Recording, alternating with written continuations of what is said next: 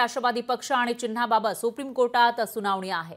राष्ट्रवादी एसपीच्या याचिकेवर आज सुनावणी होतीये, तर न्यायमूर्ती सूर्यकांत आणि न्यायमूर्ती उज्ज्वल भुयान यांच्या खंडपीठासमोर ही सुनावणी पार पडणार आहे। नागालँडमधील आमदार अपात्रता प्रकरणाची सुद्धा आज सुनावणी आहे।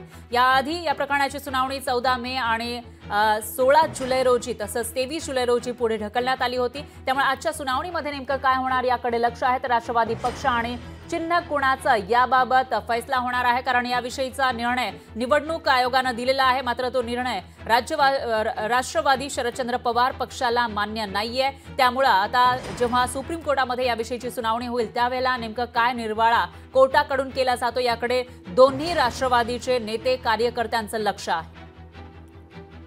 राष्ट्रवादी काँग्रेस पक्ष आणि चिन्ह प्रकरण हे आज सुप्रीम कोर्टात कोर्ट नंबर 4 मध्ये अनुक्रमांक 45 आणि नागालँड राष्ट्रवादी एमएलए डिस्क्वालिफिकेशन हे 45.1 हे एकत्र टॅग झालेले मॅटर आज लिस्ट आहेत। आज हे प्रकरण शेवटच्या अनुक्रमांकावर आहे। पोचण्याची शक्यता कमी आहे प्रकरण, आणि जरी प्रकरण पोचलं तर त्याच्यात पुढची तारीखच मिळणार आहे।